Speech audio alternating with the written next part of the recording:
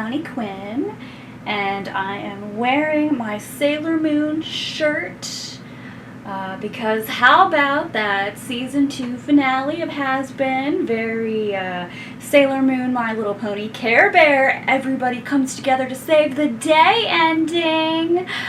Okay, I'm making jokes about it, but I actually did really like that part. Okay, so originally, when the season 2 for Hazbin started coming out, I was like, I'm gonna make episodes of each 2 as they come out. Well, remember the first episode I said that sometimes fans seem to take things a little too seriously, and that can kind of take the fun out of it? Well, I didn't realize I was talking about me. So I figured I'll just watch all of it, see how it goes, and then talk about it. So here we are. That's not to say I would just be full of complaints the whole time, because I'm not. There's a lot of stuff that I really liked. There's a lot more stuff that I wanted out of this season, but it's okay. I'm sure we'll get there eventually. First, the songs this season have gotten so awesome. I mean, all the Vox songs, what the heck. They really let that actor have a lot of fun, it seems like. So that was awesome. Okay, so episode 3 and 4, I did like a lot. It's once the characters kind of realize, well, Charlie in particular realizes that, oh my gosh, my hotel actually works. So she wants to prove to everybody that she is correct, and people that are saying rude things about her, she's like, I'm gonna set them straight. And so she does invite the V's, Vox and Velvet, the media demon and the social media demon overlords, to come to the hotel and check it out. And she's kind of freaking out and wanting to show off a little more than she even kind of realizes, because they don't actually know how the character Serpentius got redeemed and like exactly why he's in heaven. So Charlie got a little ahead of herself and wants to try to speed run the redemption, and tries to do that with angel dust, and it does not go well. What I do like about this episode is that it is kind of fun seeing more of the outside characters in the hotel, and just they're like, oh, this place is terrible and ridiculous, very tacky. So like it was kind of cool to see that, and we get a little bit more of Angel's backstory. That's one thing I did really like about this season, is we get more of the different characters and like why they're in hell and what kind of person that they were. And so we've got like little sprinkles of that involved. Episode 4 was the one where I got a little embarrassed at myself, because I kind of feel like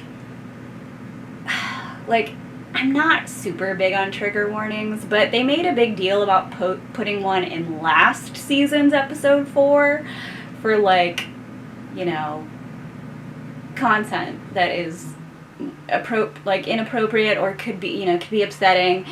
And I usually kind of roll my eyes at that stuff. But what do you know? What do you know? This episode kind of made me feel like maybe we needed one. I don't know if that's kind of really what they were going for. Or maybe they just put it in that episode of season 4, of the first season, because it was like a porn-heavy episode, and like, whatever. So, I don't know, maybe. This one, episode 4, we got a lot more of Alistair's backstory, which is very fun. A fan favorite. He's one of my favorite characters. And it kind of like redoes the pilot, which I thought was a little weird. Like, they have Charlie coming on the news again, talking to Katie Killjoy, like kind of like redoing the pilot, which, well, that was a choice. So we do find out also in episode 4 that Alistair's deal that he actually made it when he was still alive, and I thought that was kind of cool.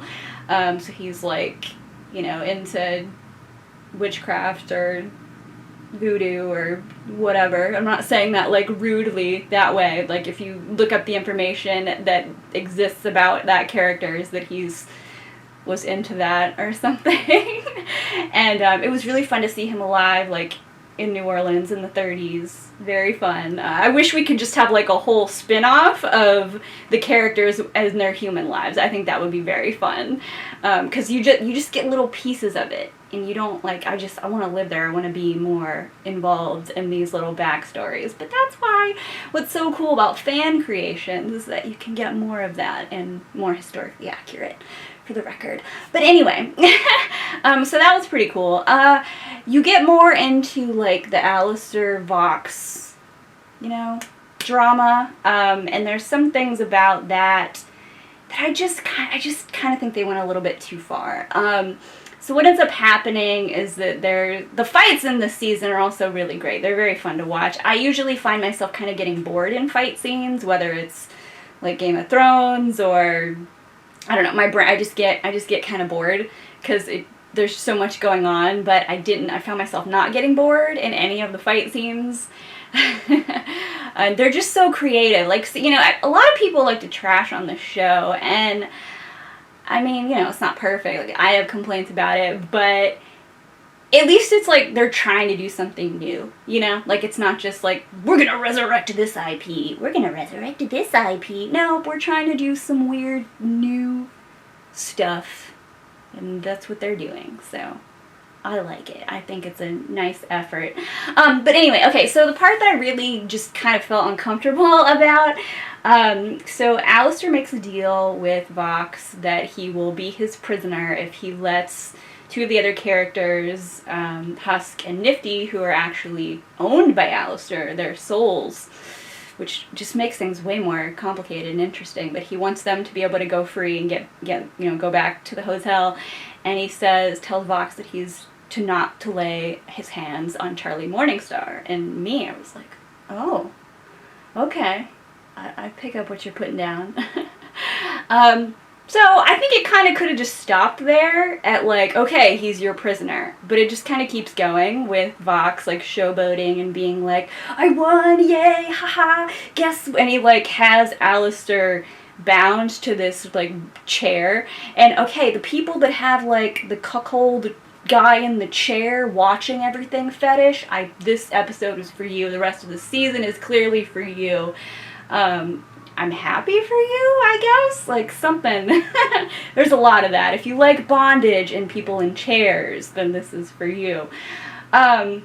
Like, the kind of implication, like, it's a joke, it's funny, but there's a bit where Vox is like, and I will tell everybody, because he's on the news, that Alistair does not have a tail. And oh my goodness, people are going to get mad about that. I'm Team Tail, by the way.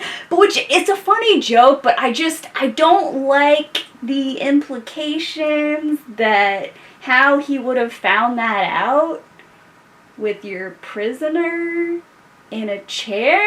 Like, it made me feel uncomfortable. And so then, like, oh, why would I feel uncomfortable by that? I don't know, we could have feelings. I'm a person too, despite the clown makeup and the rest of the weirdness.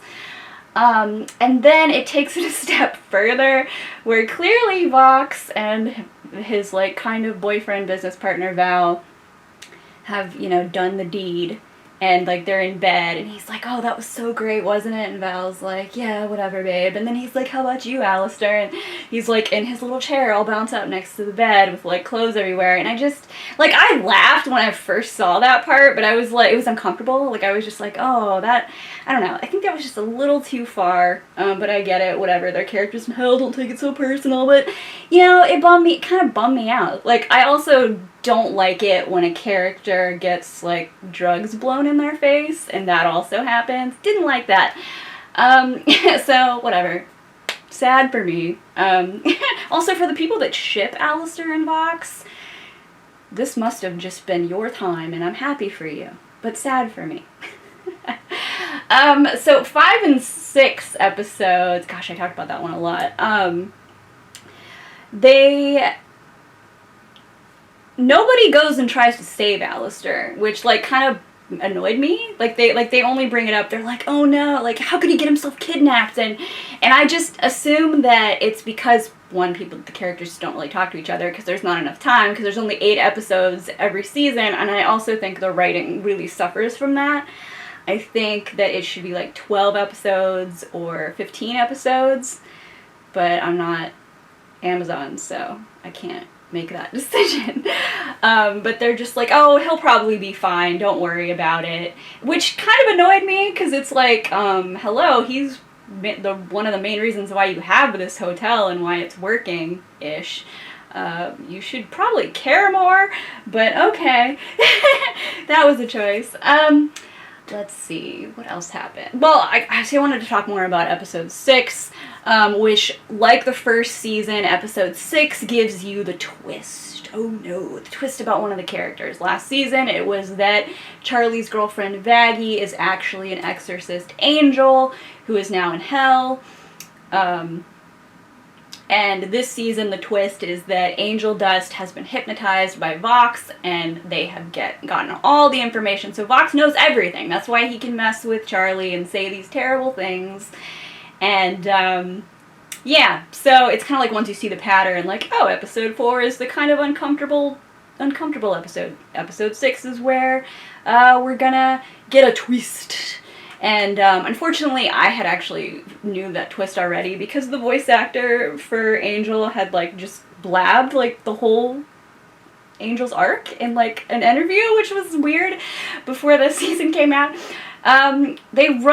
Also like last season, they rush all the things into episodes 7 and 8, which let me take a deep breath, because I loved everything that happened. Everything was so much fun. All the songs were great. The stories was great. The fighting was awesome.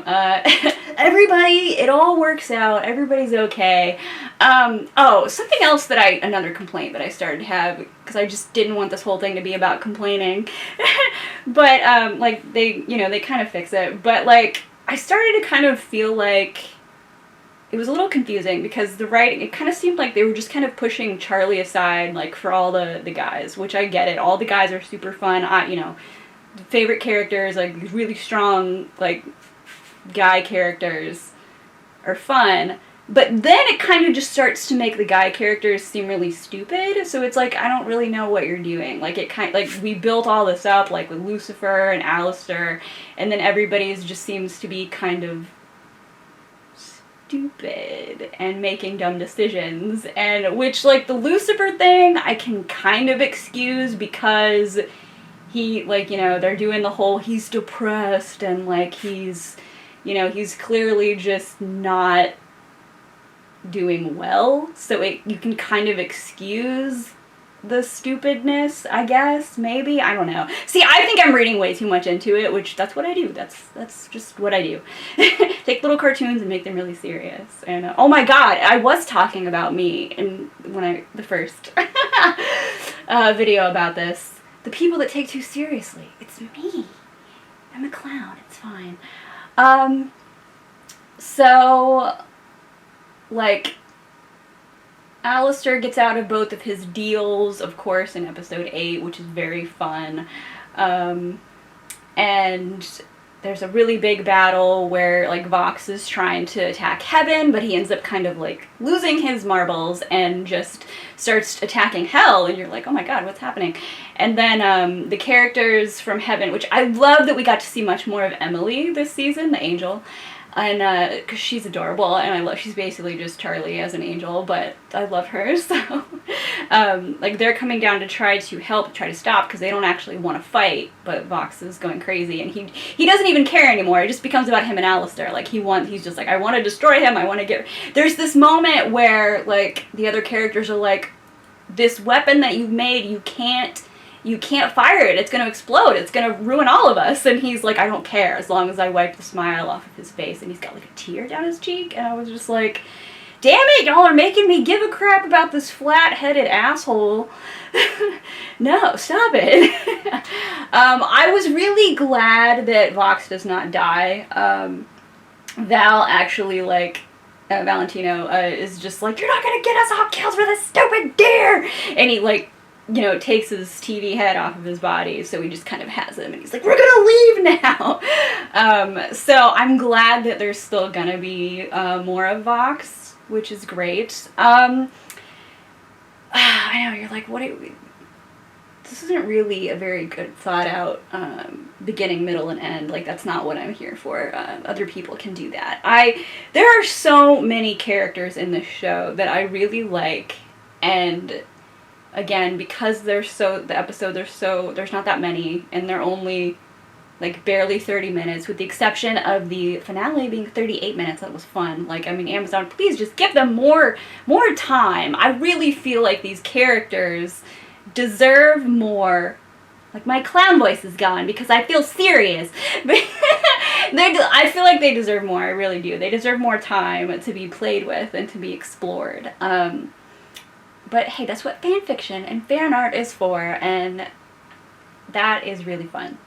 So, damn, I don't know what else to say. I really, I can't wait to see what happens next. I can't wait to see what other people are going to create based off the little bits that we got of all the characters this season. The songs were fantastic. I can't, like, stop humming them. Like, when I'm doing the dishes, I'm absolutely humming, like, the Live to Live song and and the Gravity, which, oh, that's another, I cannot wait to see more of Lute. Like, I really feel like they've built her up. Like, she only got one song, and but she nailed it, and it was great. I want to see more of her next season. Oh, the other thing is I really don't care about Lilith. I really don't. Like, I know she's a big deal, and Charlie, one thing that kind of upset me, another thing that upset me about this season with Charlie, but it makes sense because she's just freaking out. This is new territory to her. She doesn't know what she's doing. She wants help from her mom. She hasn't heard from her mom in like 8 years. Wow, mom abandonment issues. I wonder why I have an issue with that.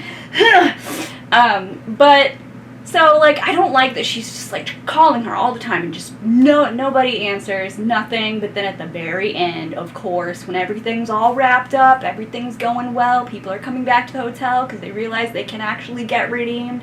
People want it. They want to be good, blah, blah, blah. All your main guys are back. Lucifer's back. Alistair's back. Everything's peachy.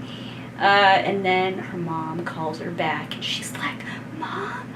And I don't know, like, I want to be excited for Lilith, but I'm just not, and I hope it's good. I'm just gonna trust that the people know what they're doing, and I really hope, like, supposedly they've already been okayed for a season 4, so that's cool. I really hope it gets more. I have rambled on about this quite a lot. It was fun. I had annoyances, but I had way more fun than not having fun.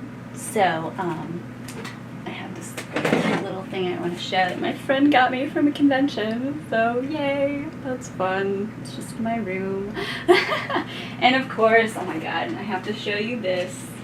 I got this at MegaCon. I got to meet Erica, who plays Charlie, and I got to meet Amir, who plays Alistair. I still haven't put it into a thing yet. I think I want to make a little collage with it.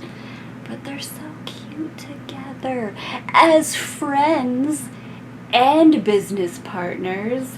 And because I'm one of those, whatever, the rest of it's just fan fiction and fan art, and it's fine. Alright.